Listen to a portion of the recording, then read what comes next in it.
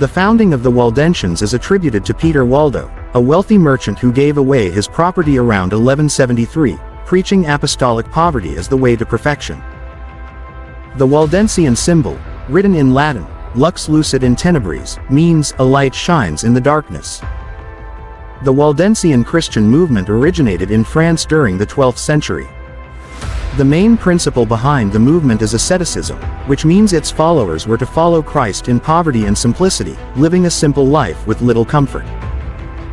The Waldensian movement took its name from Valdis or Waldo, who around 1170, following a crisis of conscience, sold his possessions and spent the rest of his life preaching the gospel to his fellow men. To help the non-clergy understand the New Testament, he had it translated into the language which was commonly used at that time, Provençal. His ideas spread all over Europe. Waldensians, originally known as the Poor Men of Lyon, in the late 12th century, the movement spread to the Cottian Alps in what are today France and Italy. Waldo and his disciples, the Poor of Lyon, were declared heretics by the Roman Catholic Church, mostly because in their community lay people, including women, were allowed to preach. They were excommunicated by Pope Lucius III in 1184. Nevertheless, the Poor of Lyons continued to preach, but they were forced to lead underground lives because they were persecuted. His followers, however, gradually departed from Roman Catholicism by rejecting the clergy's right to administer the sacraments, the notion of purgatory, and the veneration of saints. According to the Encyclopaedia Britannica, Rome responded by actively persecuting the Waldenses, and their numbers diminished by the end of the 15th century. In the 15th century, the Piedmont valleys, high in the Alps of northern Italy, were home to the Waldenses, a people determined to stay faithful to their understanding of the Bible. As a result of their steadfast loyalty to Christ, they were fiercely persecuted. In AD 1488, the Waldenses in the valley of Lois were brutally murdered by the Roman Church for their faith. An estimate of some 1,700 Waldensians were slaughtered. The massacre was so brutal it aroused indignation throughout Europe. Protestant rulers in northern Europe offered sanctuary to the remaining Waldensians. The movement, an early precursor of the Protestant Reformation in the 16th century, was branded as heretical, and in 1487 Pope Innocent VIII ordered its extermination. Some 1,700 Waldensians were killed in 1655 by Catholic forces commanded by the Duke of Savoy. Another wave of persecution came in the 17th century, when the Duke of Savoy sent an army of 8,000 into their territory and demanded that the local populace quarter his troops in their homes. They did as he requested, but this was a strategy to give the soldiers easy access to their victims. On April 24, 1655, at 4 a.m., a signal was given for the massacre to begin.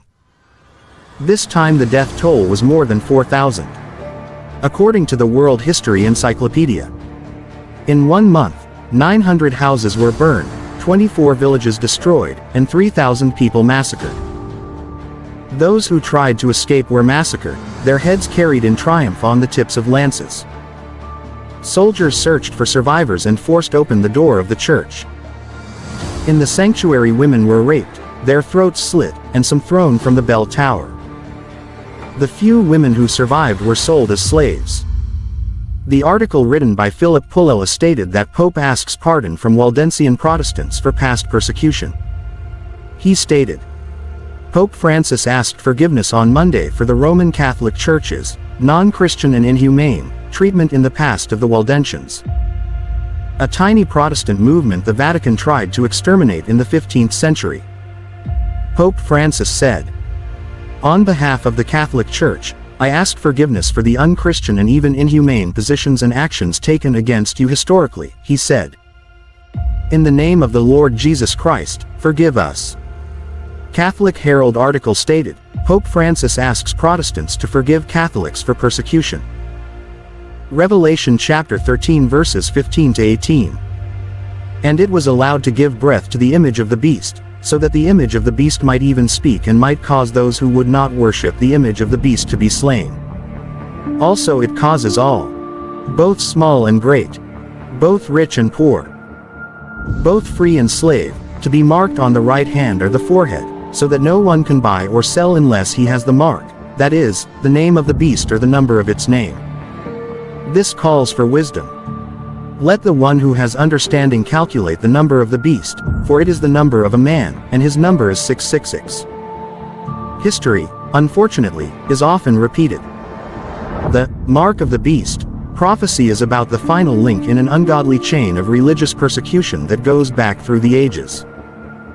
Like the persecutions of the past, it is designed to force everyone to conform to a certain set of beliefs and an approved system of worship. As always, though, God will have a people who will not capitulate.